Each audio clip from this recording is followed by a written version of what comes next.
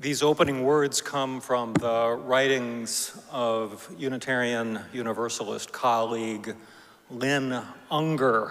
She titles this Morning. Morning, we call out in passing the dog walkers, the bicyclists, the ambitious lady with her water bottles and her sports bra, all out, unfortunately, early to avoid the heat. Morning.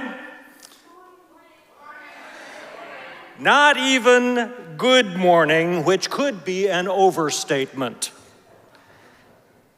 given the hour and the fact that the world is on fire. It's what we have to offer morning. We have the gift of a couple fresh hours, the fact that we are out moving through it, a whiff of possibility, the reality that our lives keep on touching one another's in the tiniest of ways. Morning is as good a word for it as any. Welcome to this Arlington Street Church, gathered in love and in service for justice and for peace. Welcome to the soul of Sunday. We are Unitarian Universalists. Ours is an historic faith with a progressive theology. We affirm the worth and dignity of every being and that we are all deeply interconnected. We are bound to one another not by creed, but by covenant. And we are called to love with open minds, open hearts, and open hands. Whoever you are, those of all nations, all beliefs and unbeliefs, all colors, all kinds of love, you are welcome here.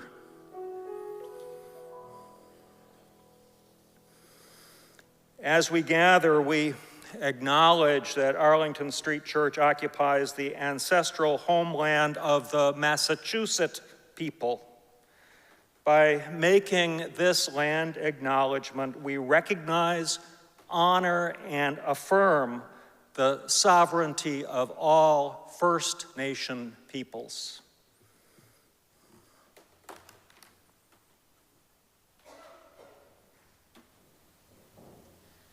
This is a classic by Simon and Garfunkel, but some of the young folks in the audience might recognize an arrangement by Disturbed.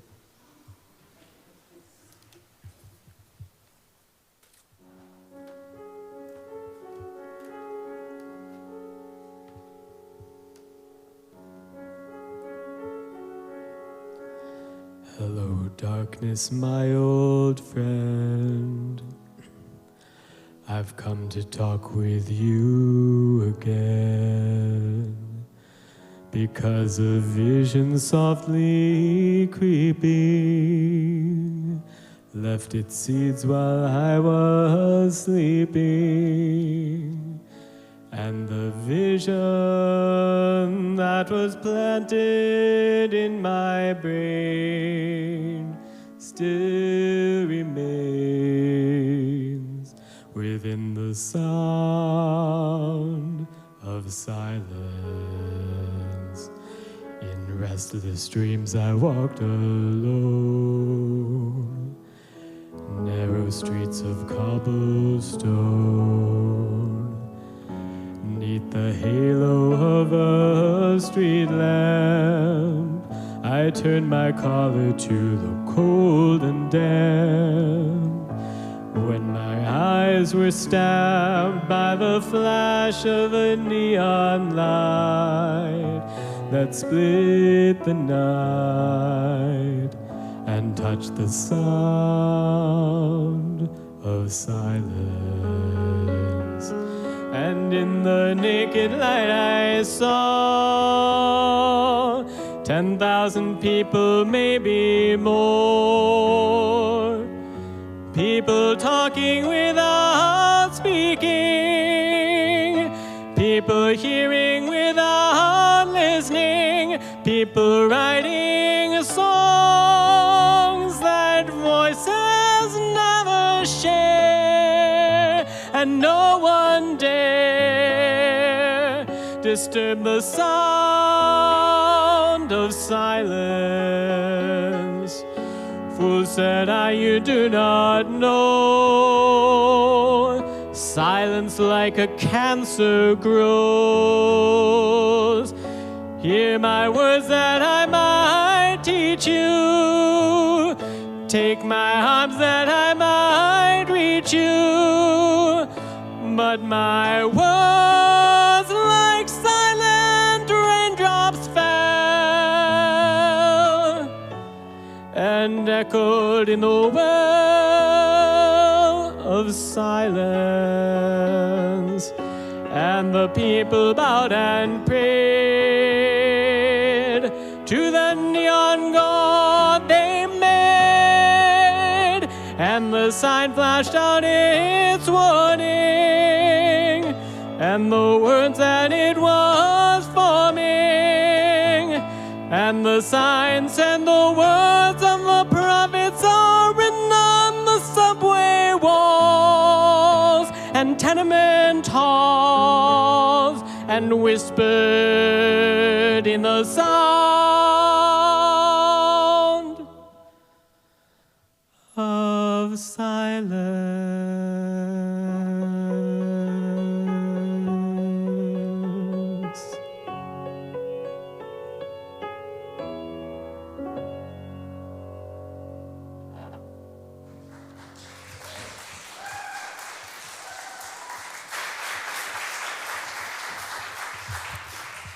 Thank you, and yet again, morning.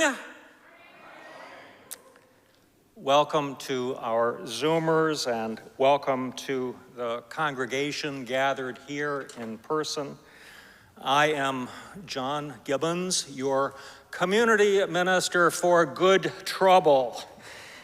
Reverend Beth is on summer sabbatical, as is Director of Music Mark David Buckles and the Arlington Street Church Choir. Reverend Parisa will lead us in worship in September. Daryl Waters and I are joined by Daniel Rosenzweig and by Yunju Young. Thank you all, friends. And a very special thanks to all our volunteers in the sanctuary today. Tech team, greeters, ushers, coffee hour hosts. Thank you all. A big part of my Good Trouble portfolio has been working with the Reverend Kevin Peterson. I wanted to give a shout out to Kevin, and he seems not to be here at the moment, so if he comes in late, I'll be sure to embarrass him. Oh, he's right there. I don't need to embarrass you then, I can embarrass you right now. Reverend Kevin Peterson, thank you so much for being present.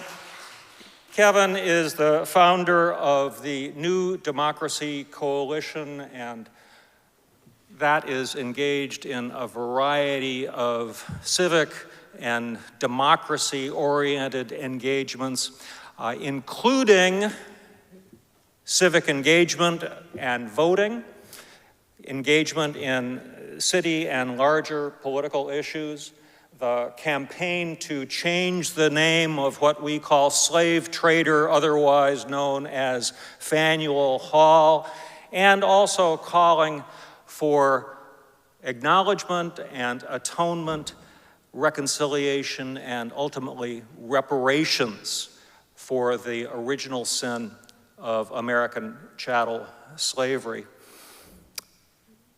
A couple of months ago, we had a gathering in Roxbury where 100 members of the Boston People's Reparations Commission heard testimony from hundreds of people about the need for reparations. There is a lot of engagement in Boston neighborhoods on these issues.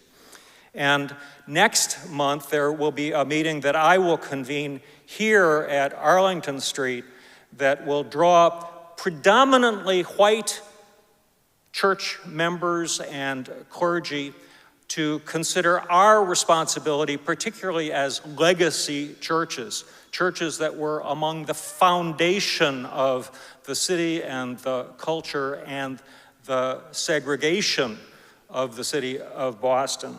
We will meet here to consider what kind of atonement and call for confession and for reparations we may wish to make. And your members of the Among Committee, Laura Pattison and John O'Connor and others will be present, and Reverend Parisa, we trust, as well. I have gone on most Sundays with Kevin Peterson to black churches in Boston. And we do some speaking there, but we do more listening and network building. And Kevin has been a blessing in my life. I count him as a friend and as a fellow brother in trouble. And I look forward to our continued collaboration and conspiracy and action. Thank you so much, Kevin. I'm glad you're here.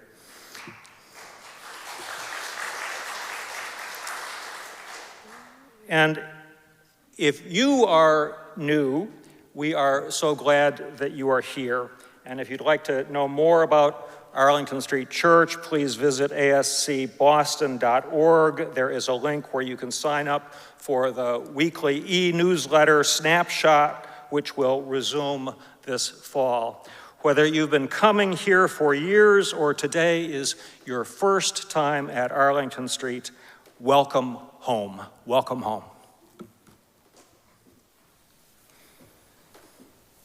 Good morning.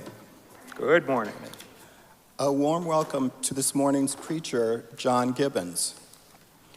John grew up in Chicago, and when he was 17, he came to Boston as a delegate to the 1969 UUA General Assembly. Youth were housed here at Arlington Street, but like this summer, it was hot in 1969, and John slept on the church roof overlooking Boylston Street.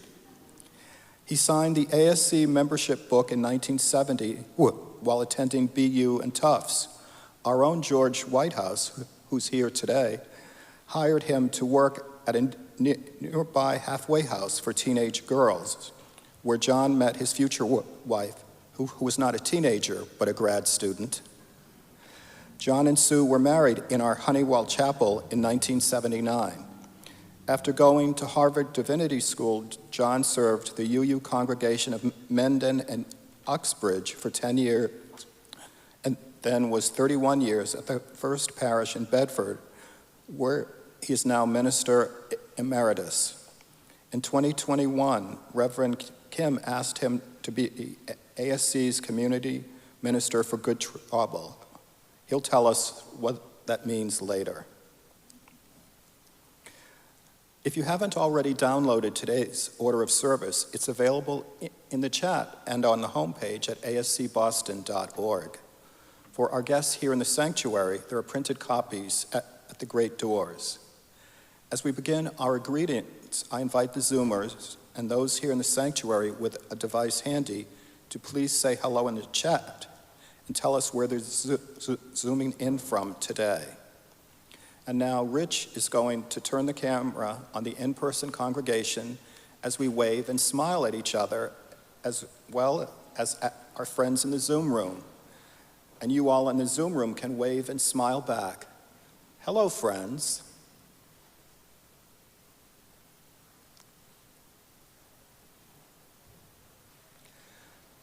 Let's all engage that Arlington Street spirit of welcome that transcends physical distance as we greet one another heart to heart.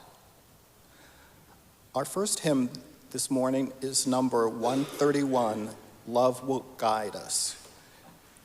The words to sing along can be found in the order of service, in the chat, and in the gray hymnal. Let's rise in body, rise in spirit, and sing together number 131, Love Will Guide Us.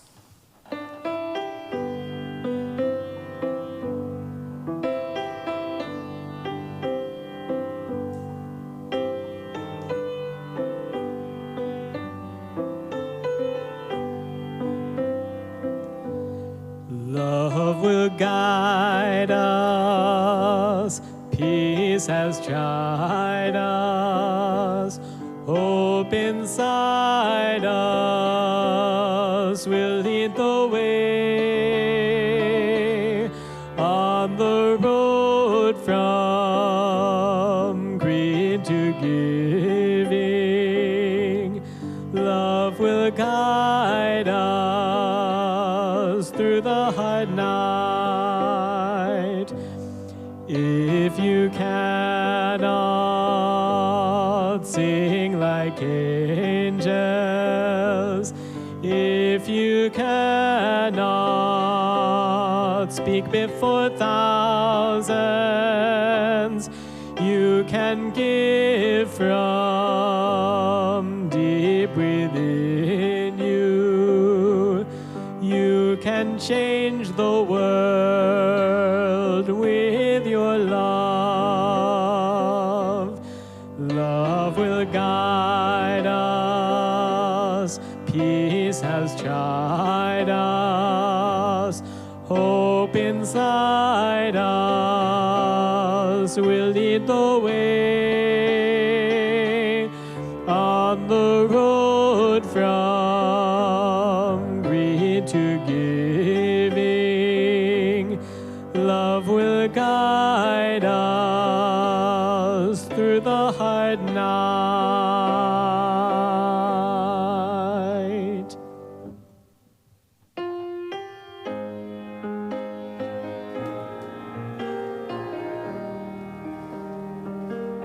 Open my heart to be a sanctuary, all made holy, loved and true. With thanksgiving, I'll be a living sanctuary for you.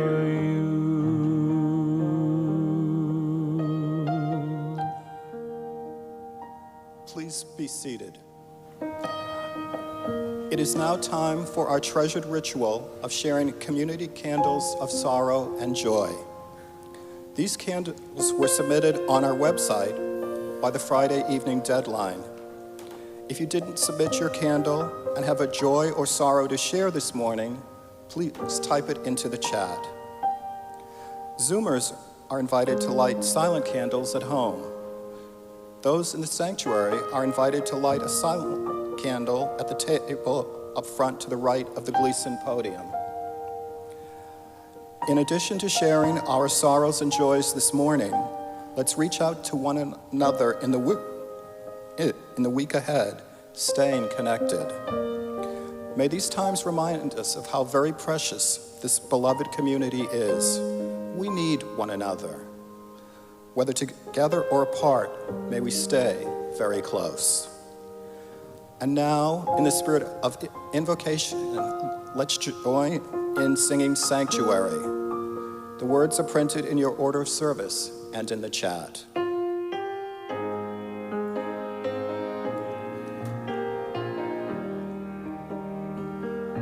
Open my heart to be a sanctuary, all made holy, loved and true. With thanksgiving, I'll be a living sanctuary for you.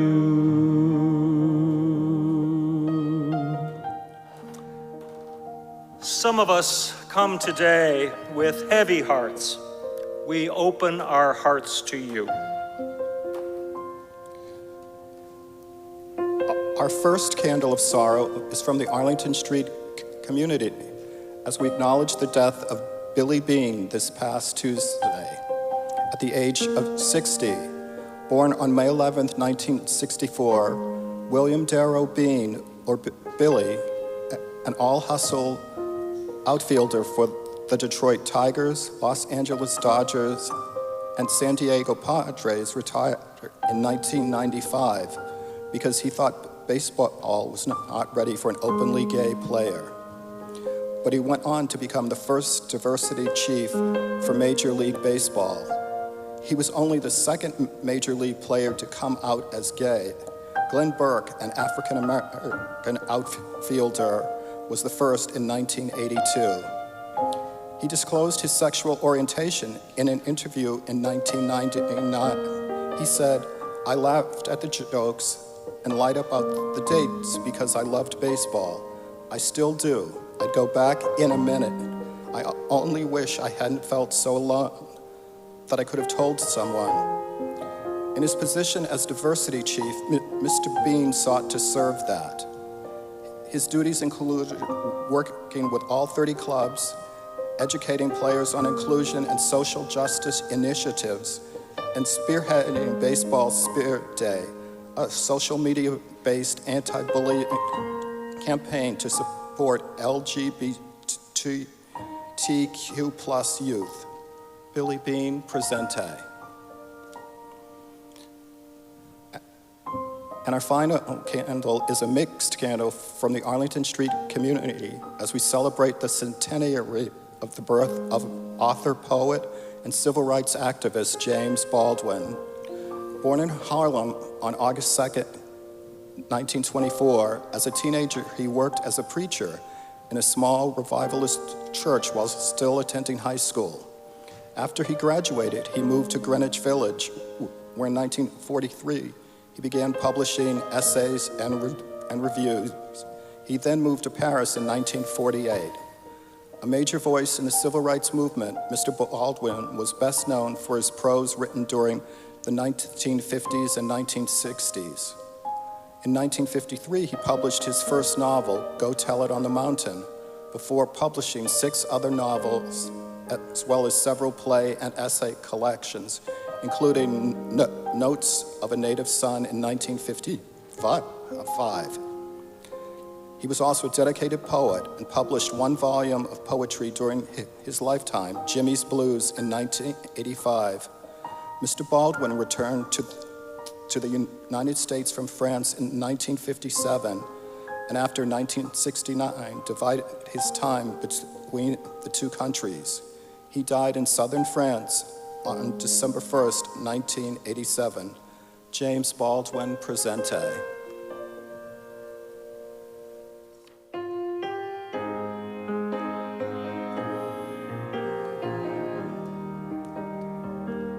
Open my heart to be a sanctuary, all made holy, loved and true. With thanksgiving, I'll be a living sanctuary for you.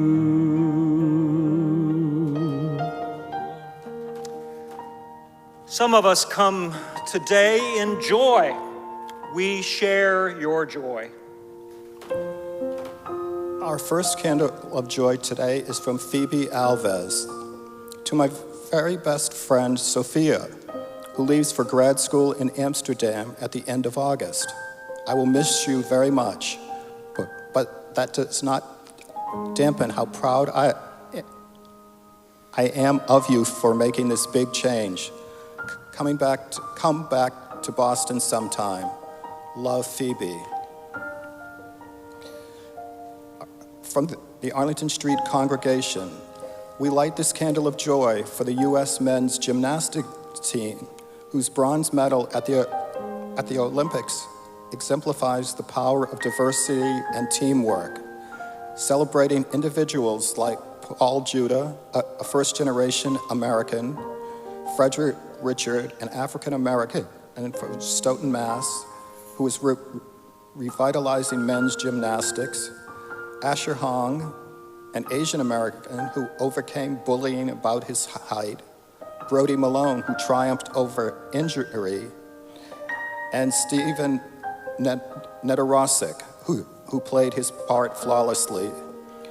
Their backgrounds and strengths highlight that when diversity is embraced, everyone wins. From Fran Peterson. 4 years ago, by a twist of fate, I found myself here at Arlington Street Church. What began as chance has blossomed into a place I've chosen as my spiritual home. Reverend Kim has told me that there are no accidents. I am so grateful to Kim for opening the doors to me and allowing me to come and go at my own pace. Kim gently nudged me towards service here, and that has helped me ground myself in this magical place. I've been fortunate enough to meet some incredible people. I formed lasting friendships that have enriched my life, and I continue to make friends each week. I know my bride, Michelle, would be happy I have found a safe place to land. Thank you, ASC, and thank you, Fran.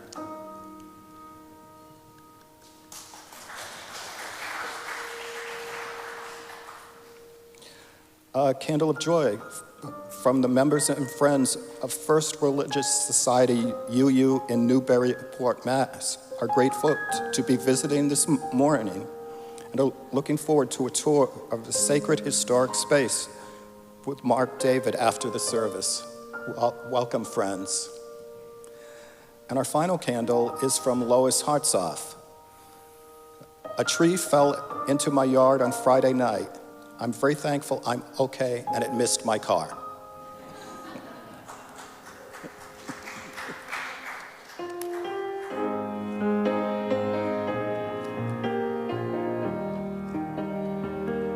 Open my heart to be a sanctuary, all made holy,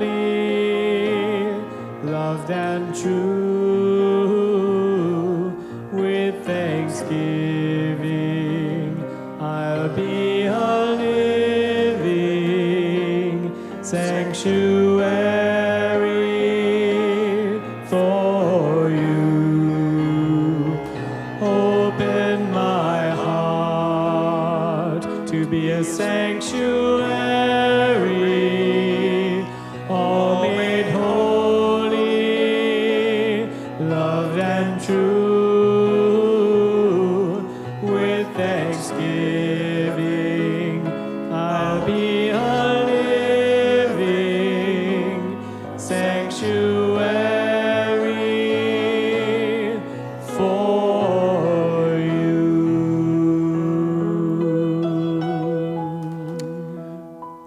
For all the sorrows and all the joys we hold in our hearts, we light a silent candle to remember and to rejoice. May the peace of this sanctuary enter into our hearts as we share a quiet moment together.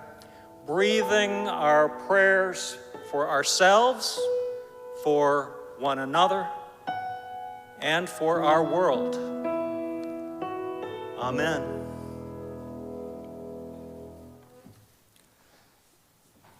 Let's join now in saying together the affirmation and covenant of this beloved spiritual community. The words are printed in your order of service and in the chat. Love is the spirit of this congregation, and service is our gift. This is our great covenant, to dwell together in peace, to speak our truths in love, and to help one another. El amor es el espíritu de nuestra congregación y el servicio es nuestro regalo. Esto es a lo que nos comprometemos, convivir en paz, hablar nuestras verdades con amor y ayudarnos los unos a los otros. And now, our next hymn is Though I May Speak with Bravest Fire. It is number 34 in the hymnal in your order of service and on the chat.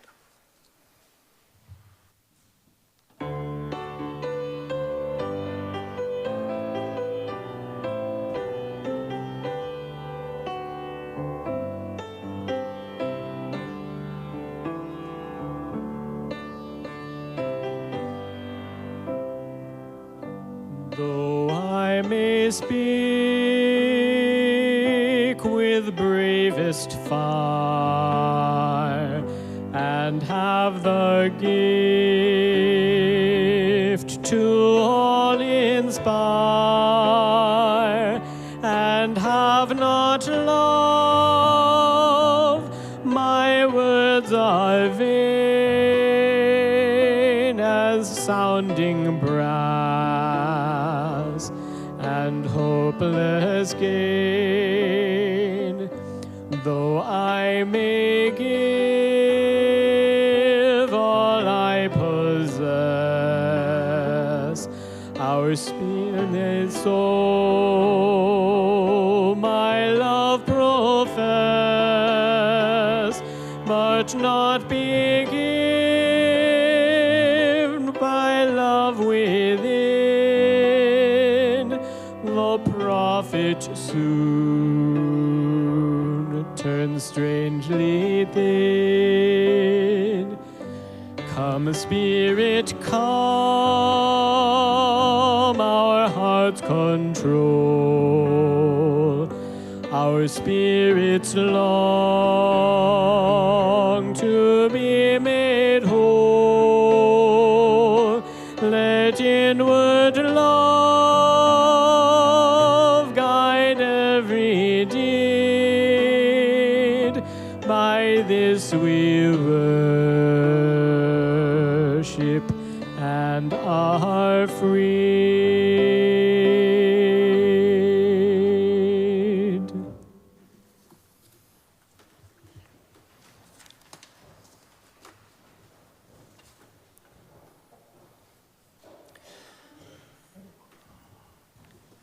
I preface this sermon with a reading by the theologian and memoirist Frederick Buechner, B-U-E-C-H-N-E-R, Buechner. He wrote this in a book titled Telling the Truth. So the sermon hymn comes to a close with an unsteady amen. Do you remember when sermons used to always end with an unsteady amen?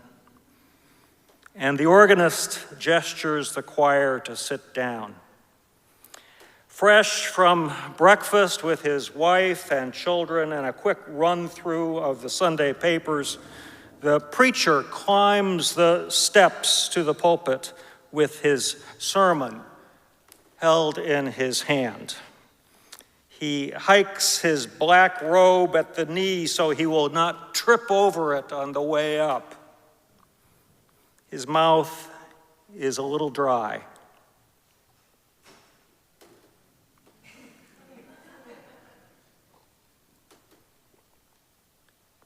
he has cut himself shaving. He feels as if he has swallowed an anchor. And if it weren't for the honor of the thing, he would just as soon be somewhere else. In the front pews, someone turns up a hearing aid, and a young lady slips her 6-year-old a lifesaver and a magic marker.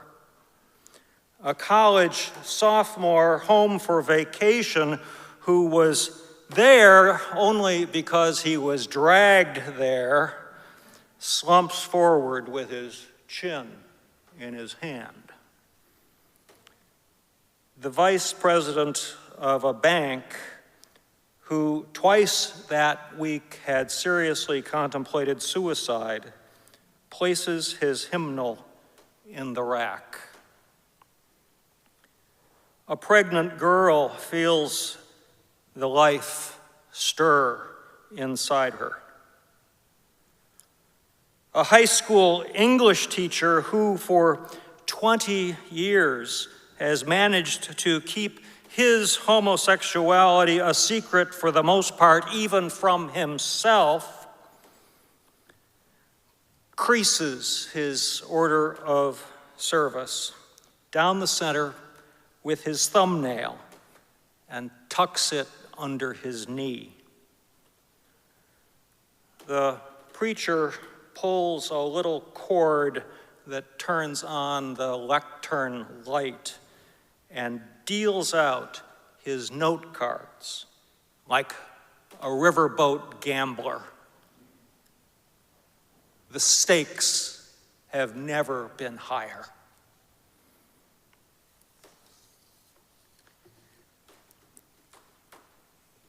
This is a sermon about sermons. There is an old and true story about a minister who couldn't be found when the church newsletter was due to be published, and she had not given a title for her upcoming sermon. Confidently, the church secretary provided a title. The minister would be preaching, the newsletter announced, on the subject of a great mystery.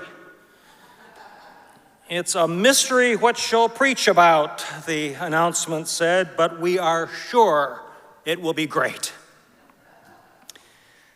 My sermon this morning also could have been titled A Great Mystery for the foreseeable future. For the foreseeable future, I believe many sermons could be titled A Great Mystery, because the bizarre unpredictability of current events causes preachers like me to be reluctant to predict what we will need to be preaching about next week or the week after that. At times of anxiety and uncertainty, times like we are experiencing right now, we see more and more people coming to church, often for the first time. Many of my colleagues report the same thing. Like Frederick Buechner said, they include the pregnant ones and the not pregnant ones and the ones contemplating identities hidden even to themselves, and some worried whether life is worth living. And yes, there are the college students and partners who've been dragged here slumping. And add to this rather normal mix, we also have a new crop of those who feel some real anxiety, even fear and foreboding about what's happening or may happen personally, nationally, and globally. Ever since the pandemic, we awaken each day in a world unlike that which came before and knowing not where we are going. Liminal times, some call this. We stand upon a threshold to the unknown. One of my mentors in ministry had a favorite biblical quotation. Take out your Bibles, folks. It's Hebrews 8:11, where it is written, "And Abraham went out, knowing not whither he was going." My mentor would then say, "So do we all, my friends. So do we all." Is now the best of times? Almost certainly not. Is it the worst of times? Where are we going, and why are we in this handbasket? Recently, I listened to a podcast that made a very well-researched case that the very worst year in human history was the year 536 AD. You can Google your way to why, but maybe we should count our blessings. There truly are some unanticipated glimmers of hope these days, right? But most of us still remain anxious, not yet ready to sing, "Happy days are here again." Not long ago, there was an op-ed piece that was titled, "The Enlightenment Had a Good Run." Dark humor, that is. Stephen Kinzer writes, "Democracy is in retreat around the world. We are facing, are we not, at least potentially a kind of dark age? Darkness is good," says Trump counselor Steve Bannon, now in jail. Our November election, some say, could be our last. In this threshold moment, what should a preacher be preaching? Well, what I've decided to do this morning is to ask, well, what is the point of any sermon? I've heard it said that if a visitor from the 18th century were to descend upon us today, they'd be baffled by most modern human creations, but they'd more or less recognize what a sermon is. The form, minus an hour or so, is largely unchanged from ancient days. One who struggles to speak, many who yearn to hear. They say, that if all the people who fall asleep in church were laid end to end around the globe, they'd all be a lot more comfortable. Ralph Waldo Emerson also said there are many sermons which, while foolishly spoken, may be wisely heard. So, heads up. I'm not the only one responsible for this sermon. You've got some work to do too, and I appeal for your wise hearing. What is it that we together in this preaching, listening thing, what is it we're trying to accomplish? I've come across several literary allusions to preaching, and so this morning I'll use these to illustrate what those who speak from this pulpit are doing or not doing, as this congregation anticipates a new era of ministry at Arlington Street. Perhaps this may help us to adjust our expectations. It is pretty clear what I and most you preachers are not doing when we preach. We're not laying down the law and telling you to live by it, or else. I guess that is what some ministers still do, and a classic of this sort was recalled by John Steinbeck in his memoir, Travels with Charlie. Do you remember that little book? Steinbeck drove a small camper around the country with his poodle, Charlie. And one day in Vermont, he put on some clean clothes and he went to church. I don't know if Charlie went to church or not. The service did my heart and I hope my soul some good, Steinbeck wrote. The minister, a man of iron with tool steel eyes and delivery like a pneumatic drill, opened up with prayer and reassured us that we were a pretty sorry lot. And he was right. We didn't amount to much to start with, and due to our own tawdry efforts, we have been slipping ever since. Then, having softened us up, he went into a glorious sermon, a fire and brimstone sermon, having proved that we, or perhaps only I, were no damn good. He painted with cool certainty what was likely to happen to us if we didn't make some basic reorganizations for which he didn't hold out much hope. He spoke of hell as an expert, not the mush hell of these soft days, but a well-stoked, white-hot hell served by technicians of the first order. The Reverend brought it to a point where we could understand it. A good, hard coal fire, plenty of draft, and a squad of open hearth devils who put their hearts into their work, and their work was me. I began to feel good all over. For some years now, God has just been a pal to us, practicing togetherness, and that causes the same emptiness a father does playing softball with his son. But this Vermont God cared enough about me to go to a lot of trouble kicking the hell out of me. Steinbeck concludes, he forged a religion designed to last, not pre-digested obsolescence.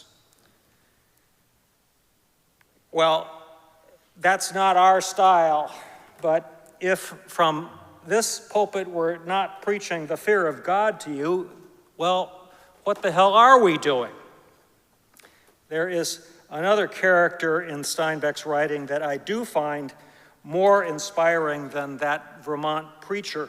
In The Grapes of Wrath, there's Jim Casey, a lonely preacher who personifies most of what Steinbeck tried to suggest to his reader about how to live a proper life, respect others, be a good citizen, and think religiously. Casey had a one-sentence sermon.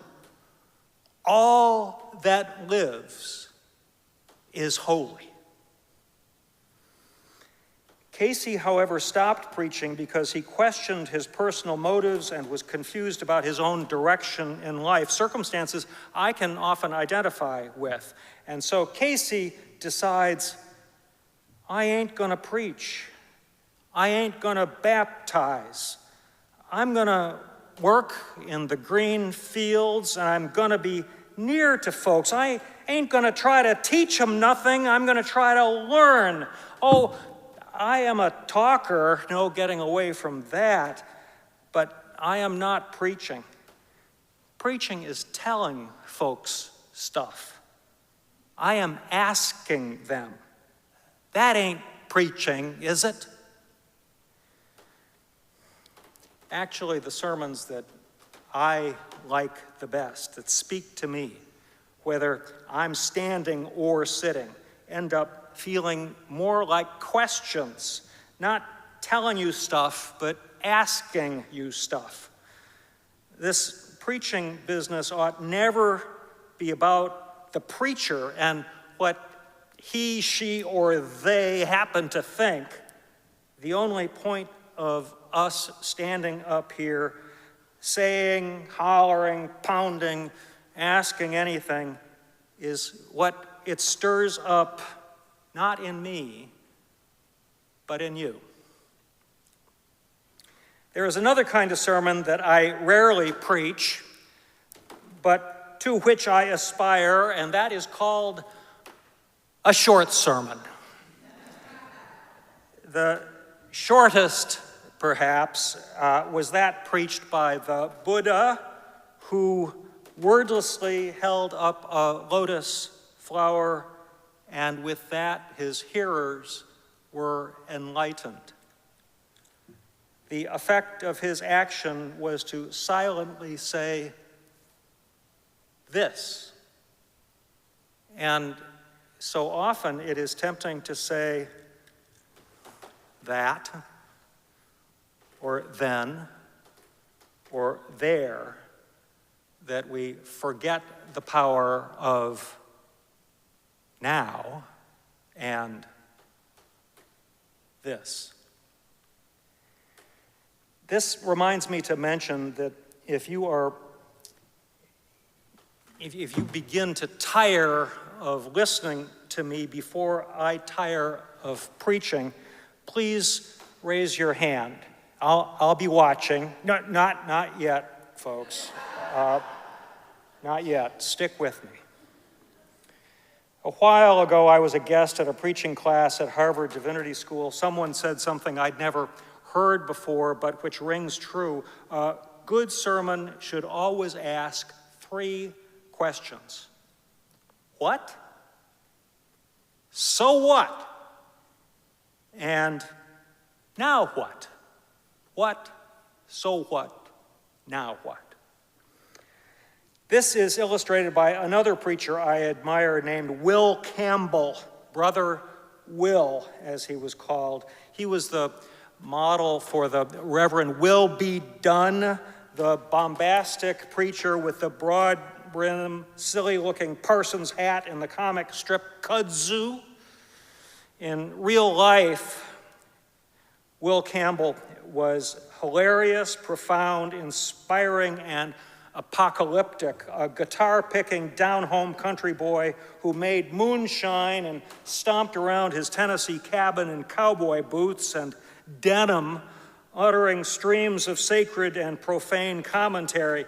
He was a salty saint of the civil rights movement. He was the only white person that Martin Luther King invited to be among the founders of the Southern Christian Leadership Conference, SCLC. Will Campbell generally stayed away from respectable churches and institutions, but somehow in 1987, he was the theologian in residence at the Duke University Chapel. On his last Sunday there, he was supposed to preach, but there had been a bad ice storm the night before. Even still, the chapel was packed in the morning. Campbell was not very well dressed for the occasion, rumpled, no tie, old pants. That was fairly typical. And when the time came for the sermon, he got up, and this was his entire sermon. Had an ice storm last night. Lots of trees are down. Lots of poor people in this town. Electricity is off. They got no heat. I got my pickup outside, my chainsaw, and my wood axe. I'm going to cut some firewood from those trees to help those poor people. Who's going with me? Campbell then got down out of the pulpit, clonked down the center aisle. The great doors clanked shut, and the people were left, it was said, to face themselves before God. I figured in this heat, it would make you feel a lot better if I told a story about an ice storm. Might cool you down a bit.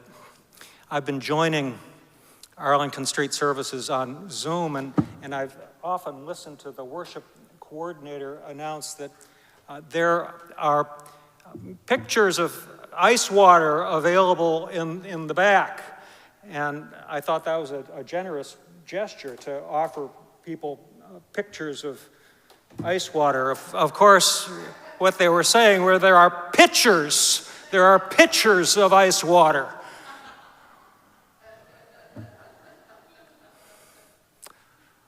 We will do whatever we can to stay cool in these days. Will Campbell, when he stomped out going to cut the trees, and asked who was coming with him, called attention to that which is always most important. This. Now. Every time I step into a pulpit, I wonder what it is to which I am awake and to which I might call your attention. And every Sunday I ask, what? And so what? And now what? And in the coming weeks and months and years, it's possible your sermons could get shorter and shorter. It's possible. The time for words may be passing, and the time for action may be upon us. I have one more literary reference to preaching, and this comes from the novel Gilead by Marilynne Robinson. Robinson, by the way, was one of Barack Obama's favorite authors. The narrator of the novel Gilead is a retired minister who is somewhat haunted by the 2,250 sermons he keeps in boxes in his attic, wondering if they mean anything at all.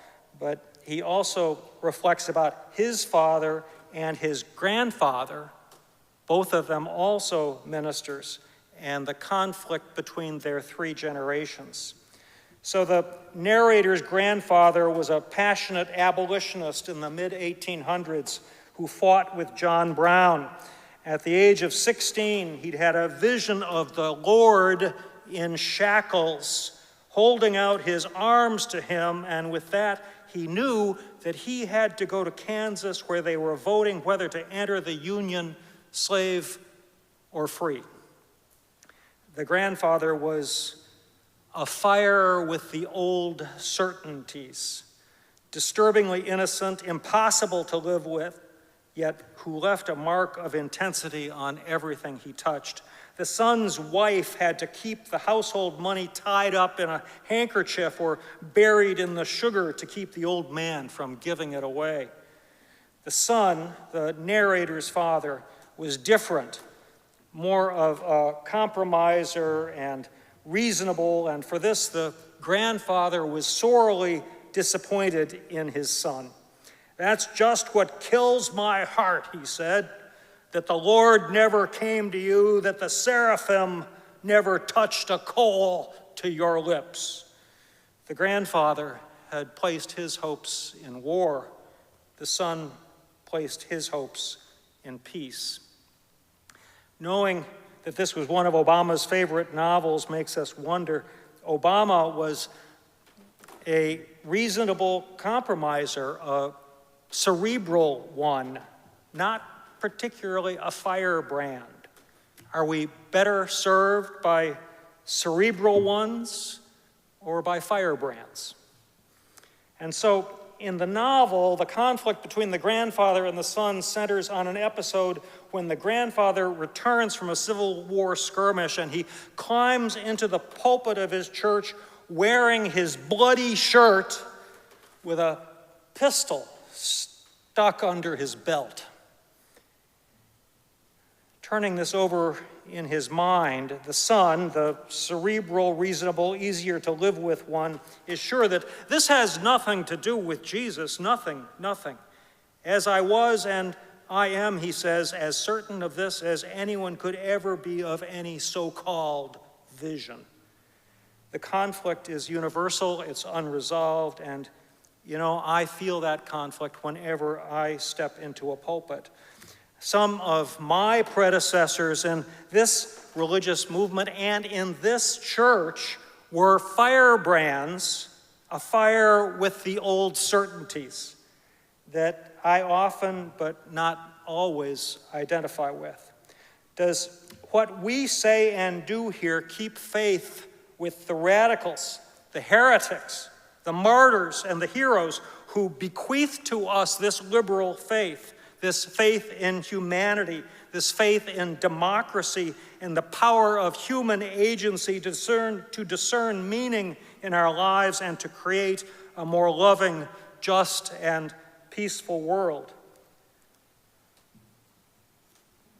I hope it does, sometimes.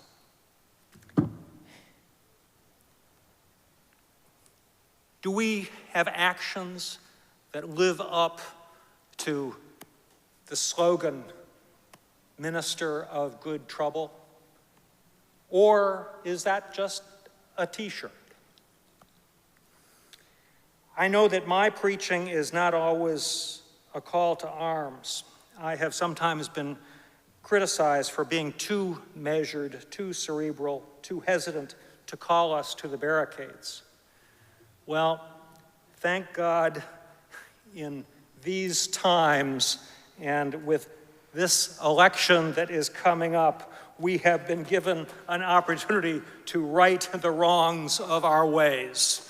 There are opportunities galore for good trouble.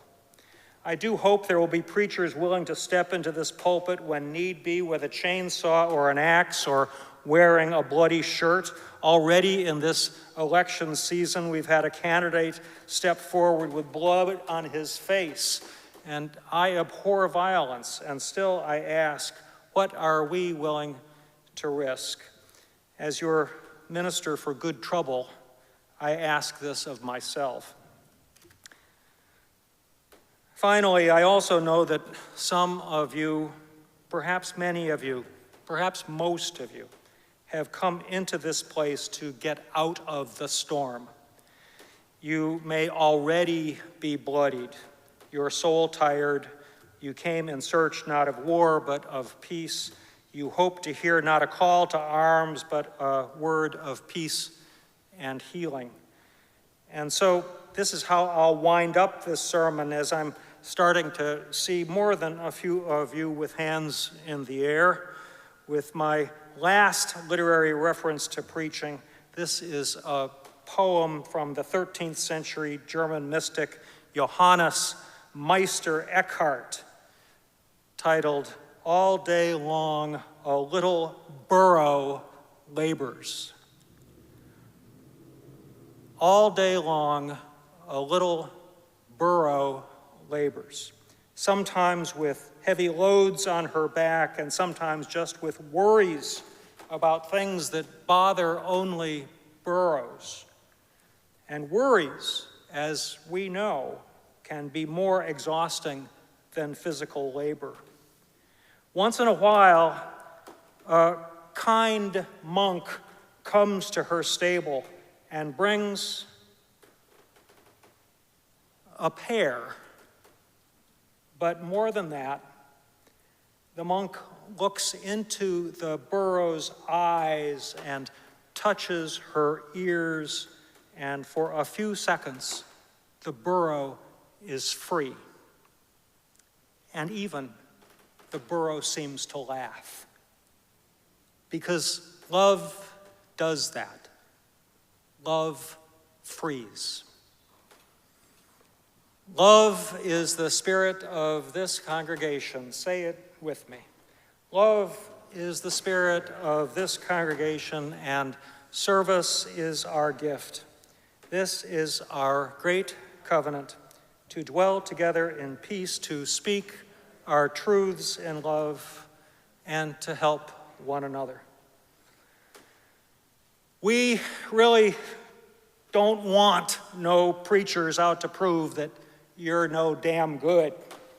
You are, be assured, so good. We need to hear Jim Casey's sermon. All that lives is holy. And from this pulpit, we need to do more asking than telling. Once in a while, it would be quite okay to hear a really short sermon in the here and now, one that asks what, so what, and now what, and then being prepared with chainsaw or a wood axe to do what needs to be done, asking, who's going with me? Or possibly, I will follow you, and together we'll clonk down the aisle and hear the great doors bang behind us. And yes, a fire with the old certainties sometimes. I hope preachers will step into this pulpit a little bloodied, or at least with some dirt on their hands.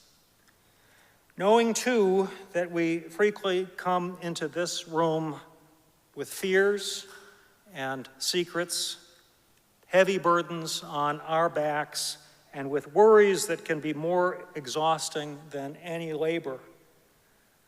Let's share a piece of fruit. There are in the chapel some pears and fruit awaiting us for coffee hour. May we give one another some sweetness in the days to come. I pray that here in this room, you and I, as has happened here before and happens here today and will persist in happening on whatever joyous or hard tomorrow, I trust we will look into one another's eyes and touch one another's ears and be free, even seem to laugh, because love does that. Love is the spirit of this congregation. May it be so, and amen.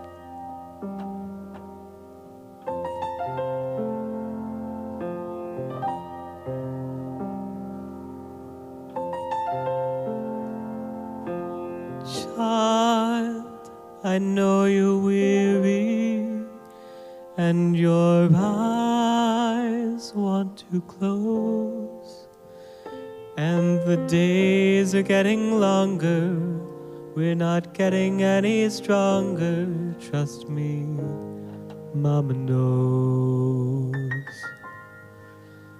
But lie in my arms while you're sleeping and think of the rivers you've crossed.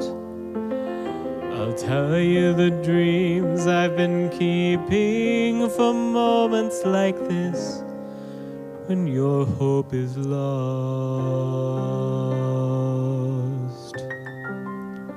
Hear my song, it'll help you believe in tomorrow. Hear my song, it'll show you the way you can shine. Hear my song, it was made for the times when you don't know where to go.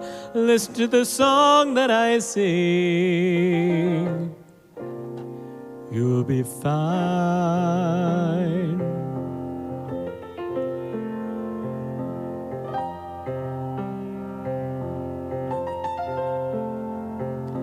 Child, I know you're frightened and your throat's parched and dry, but just trust in Mama's singing and the gift tomorrow's bringing. Trust it, don't ask why. Just lie in my arms and I'll tell you the things that you know but forget, the lies no one ever could sell you. I know that it's hard, but don't give up yet.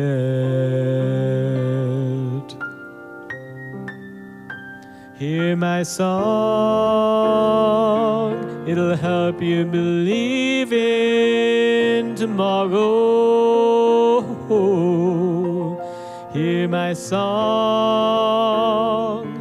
it'll show you the way you can shine. Hear my song, it was made for the times when you don't know where to go. Listen to the song that I sing, you'll be fine. 'Cause I'll be singing, hold on, hold tight. I know it's dark right now, but just believe somehow that soon there will be light. Hold on, hold fast. That's not enough for some, but trust the light will come and we'll get past. You and Mama safe at last. Hear my song, it'll help us get through till tomorrow. Hear my song, it'll help us survive all the pain. Hear my song, it's the one thing I have that has never let me down. Listen to the song that I sing, listen to the words in my heart, listen to the hope I can bring, and we'll start to grow and shine.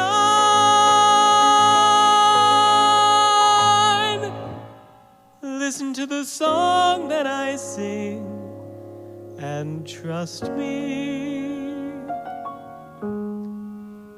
we'll be fine.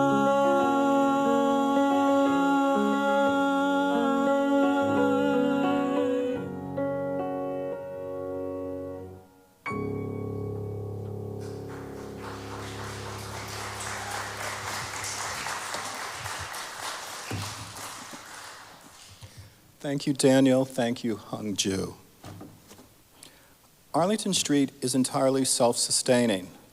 It's up to us, and our generosity continues to be astounding. Thank you for your commitment to our staff, our building, and our beloved spiritual community. Each Sunday, we share our collection plate with a partner in our mission of love, service, justice, and peace. During the summer months, our Share the Plate offerings are saved to use for further emergencies and to help in rescue and rebuilding efforts following natural and unnatural disasters, amplifying our impact around the world. Today's poem comes from James Baldwin. Of his work, Maya Angelos writes, James Baldwin was born for truth. It called upon him to tell it on the mountains, to preach it in Harlem, to sing it on the left bank in Paris.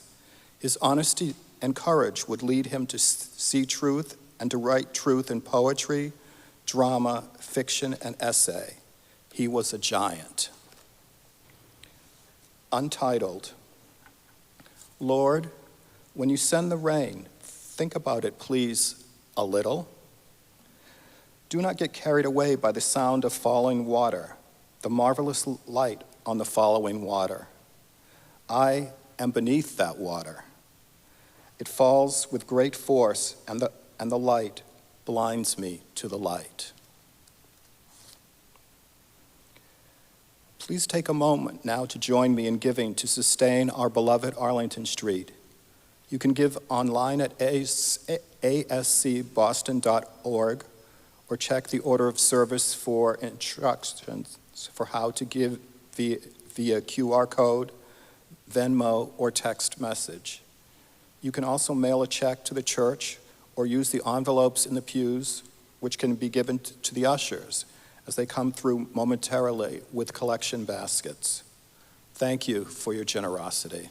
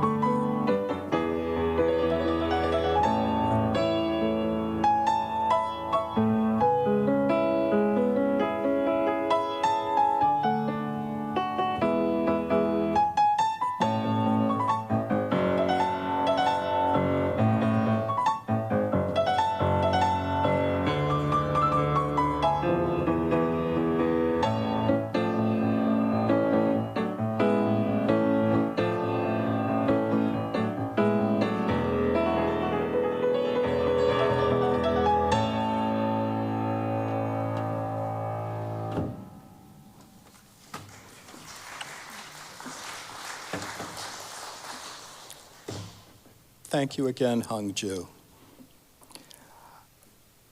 If you'd like more Arlington Street in your week, please go to ascboston.org. There are weekly gatherings in the Zoom room for loving kindness meditation, poetry, yoga, and writing. Next Sunday's preacher is Kel Alfred. Kel Alfred is a second-year Master of Divinity candidate at Boston University and has had the privilege of serving as student minister at ASC this year. For the past 37 years before returning to graduate school, Kel worked as a creative entrepreneur, pattern maker, and graphic designer, fostering creative expression in every facet of life, believing deeply in the power of art, design, and commerce to make the world a more beautiful, humane, and meaning-filled place. Kel has made a lifelong commitment to integrating the arts into everyday life and understands the uplifting power of the arts and arts education to infuse all we do with meaning, purpose, and possibility. Kel is color and type obsessed, a pattern hunter and maker, professional noticer, miner of meaning, lover of metaphor, and pun-loving copywriter. Kel is also a mom to four lovely individuals and grandma named KK to 2 new sprouts, as well as being a friend, mentor, partner, sister, daughter, and a maker of all things, food, fabric, and paper. Kel is marked by an inclination to plan, explore, be dedicated, and work well with others. Post-graduation, Kel hopes to weave together her reverence for creativity as a spiritual practice with her longing to be of service into a tapestry of community, art, healing, and wholeness. More information and Zoom links are at ascboston.org. To attend any of them, you don't have to be a member, you don't have to turn on your video or talk if you don't want to, and they're all free. All are always welcome. Following the service, everyone is welcome to join the virtual coffee hour. If you'd like to participate, please answer yes to the breakout room invitation that will appear on your screen. If you're here in the sanctuary, you'll need to go to the Zoom room before the Postlude begins. If you're here in person, following the service, we'll gather in the Honeywell Chapel for a live chat coffee hour right through the leather door to the right of the pulpit. Thanks to all of you who joined in today's service and to all those who made it possible. Remember, we're all in this together. I love you. And our final hymn today is hymn number 168, One More Step. Let's rise now in body, rise in spirit, and sing together hymn number 168, One More Step.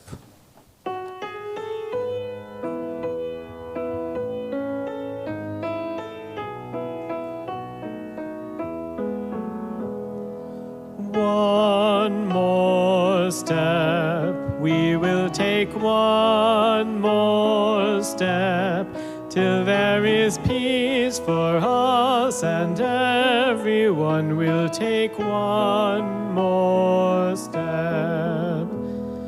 One more word, we will say one more word, till every word is heard by everyone. We'll say one more word.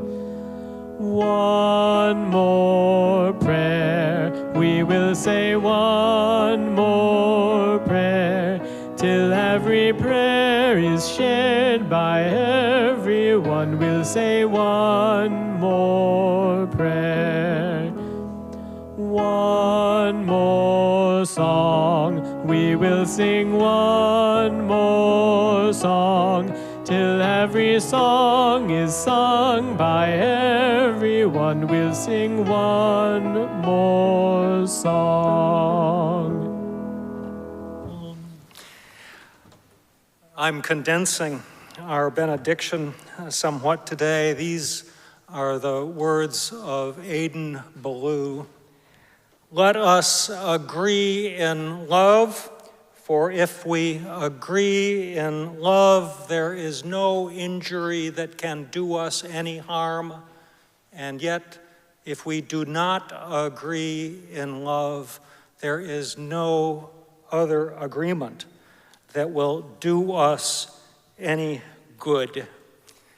And so, as we go forward, let us sometimes savor the sounds of silence. Perhaps tonight you can let the Perseids preach to you. Let us keep this faith, beloveds, and pass it on. The service begins when the service ends. Bless your hearts. Amen. And may it be so.